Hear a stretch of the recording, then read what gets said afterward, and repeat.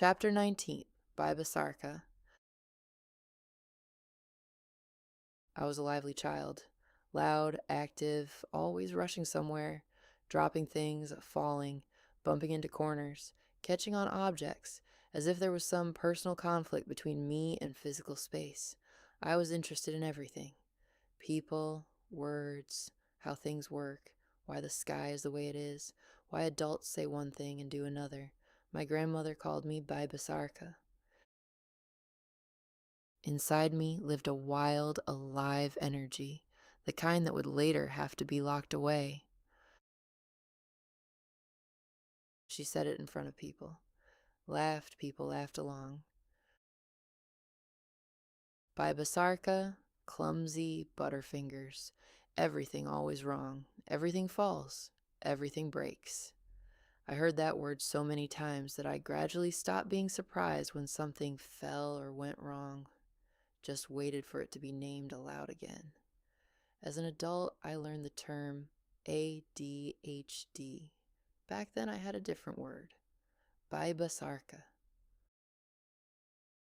Liveliness and noise were not considered good things at home. You got stood in the corner for them, at first just standing, then for hours. Then I started falling asleep there. Later, from around age 7, the punishments got harsher. Now on your knees on buckwheat, a common punitive practice in some post-Soviet households, forcing a child to kneel on dry buckwheat grains. That supposedly gets the message across better. I had to ask for forgiveness, often not even understanding what exactly for, because no one explained anything. Just screaming, an order, the corner, knees, buckwheat, silence. This is how they tamed the wild kitten inside me.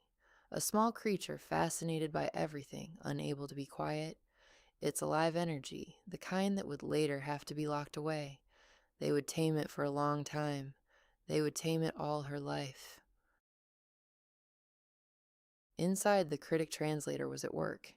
It translated any quality of mine into the language of guilt. Liveliness, Baibasarka. Curiosity, you're in the way. Energy, take that.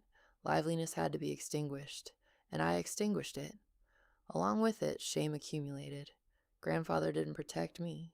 Now he says he didn't know because my grandmother did it when he wasn't there, and he spent all his time in the garage so he wouldn't end up under her anger himself. From age 7, they would leave me a list of chores: clean the house, cook food, feed the livestock, and leave for the whole day, leaving me alone. This also seemed normal. I didn't know that there are homes where 7-year-olds are not left alone for an entire day, where adults play with children, where weekends don't mean weeding, cleaning, feeding, scrubbing. I learned this only later when I saw other families, and it was not shock but quiet grief for a life that others get by default, and envy. But I was not only obedient. When my grandfather came home from the night shift and collapsed into sleep, and I wanted to go out, I knew. Asking grandmother was pointless. Asking grandfather while conscious, also pointless. But if you go up to him while he's sleeping, touch his shoulder and quickly, sweetly, while he's not fully awake, ask, "Grandpa, can I go out?" He'll nod and say, "Go." He agreed to everything in that state. I figured this out around age 8 and used it every time my grandmother wasn't home. This wasn't cunning for the sake of cunning. It's just that the direct path didn't work. Ask directly, refused. Explain that you want something, laughed at or punished. But I wanted to go out, and Fox found the workaround, as she would for the rest of her life. Not through the door, through the window. Not with words, with calculation. Not with truth, with strategy. No one spent time with me just to spend time. I had to be able to entertain myself, and I did. I examined things in the Staika, a dark wooden shed in the backyard. The only thing my grandfather sometimes gave me was the chance to putter around next to him.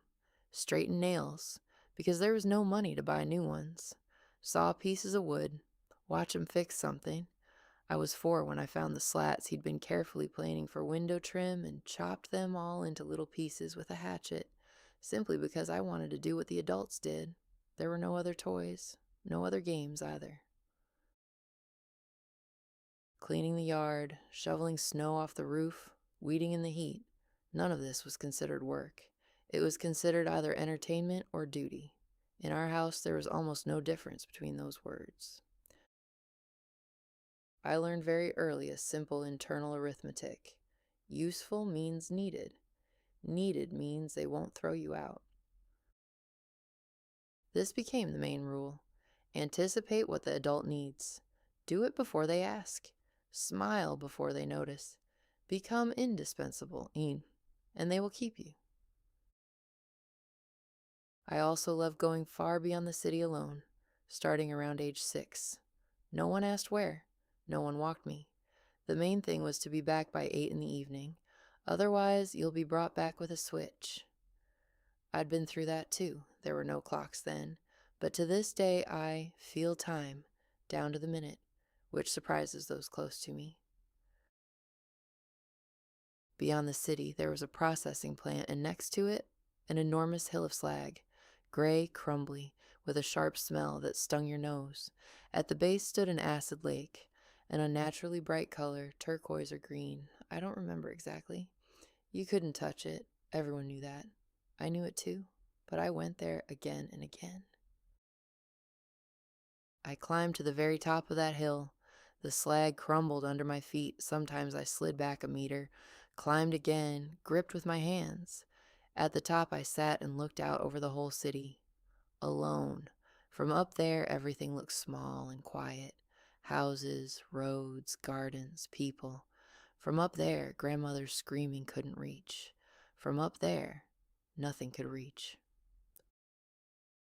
In winter, I rode down that hill on a sled, like a normal hill, except the hill was toxic, and at the bottom, if you didn't brake in time, the lake was waiting, and falling in would be bad.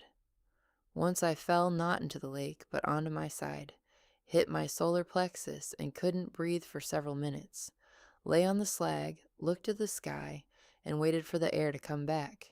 It came back. I got up and rode again. Didn't tell anyone at home. I liked being alone. Not always. But up there, loneliness was not pain but space. A place where no one screamed. Where I was not Baibasarka. Not a burden. Not an orphan with a living mother. Just a girl on a hill.